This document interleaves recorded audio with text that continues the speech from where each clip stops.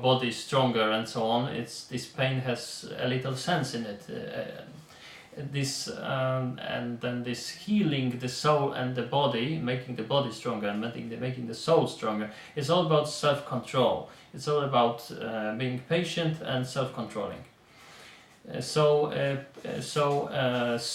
and body are functioning in more or less the same or similar way. And there are many different sorts of pain that could be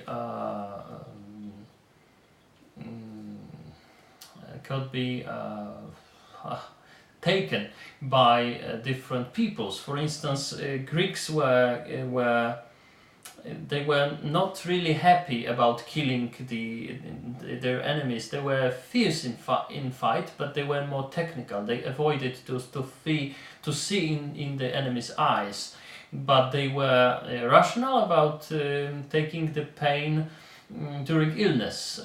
For instance, the Celt-Iberians in Spain, for instance, just the opposite. They were happy in battle, happy about fighting, happy about killing, but they were totally not good patients.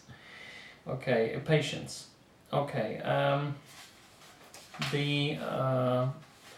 In the third Tusculan disputation, the illness is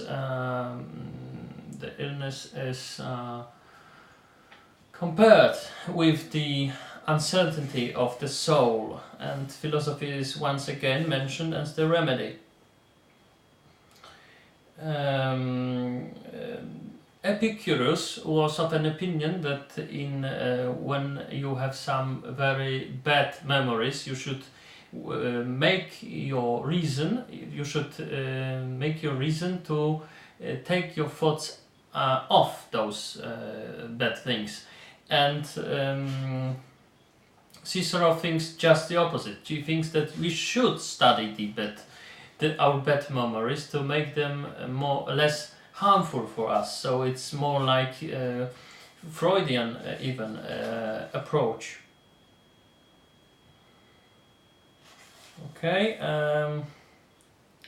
He is once again seeing that Epicurus was not that so much about sex and pleasures and so on, but he also stated that the intellectual pleasures are bigger and more stable and more and better and more satisfying than the pleasures of the body.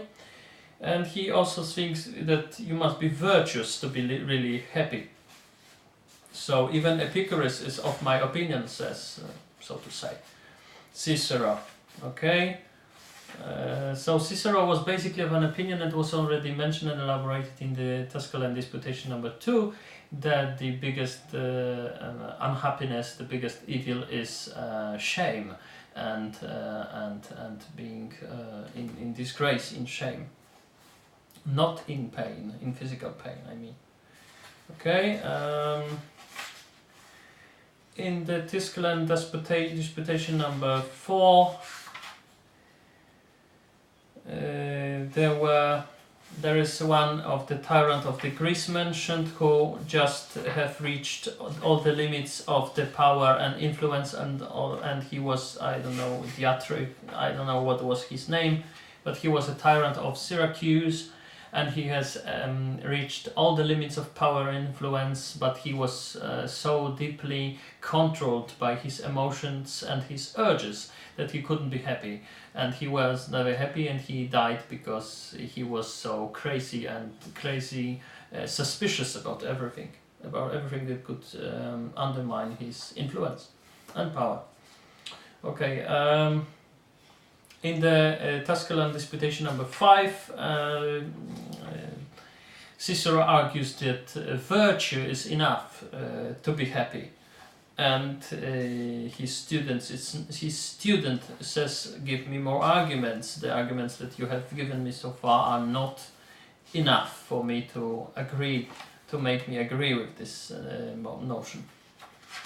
So he's trying to give those arguments, and he also refers to this tyrant of Syracuse once again, and so on. And he also compares this tyrant of Syracuse, which was of the name Dionysius, with the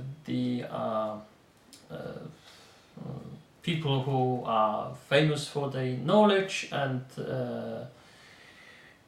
being clever, like Democritus, Pythagoras, and so on.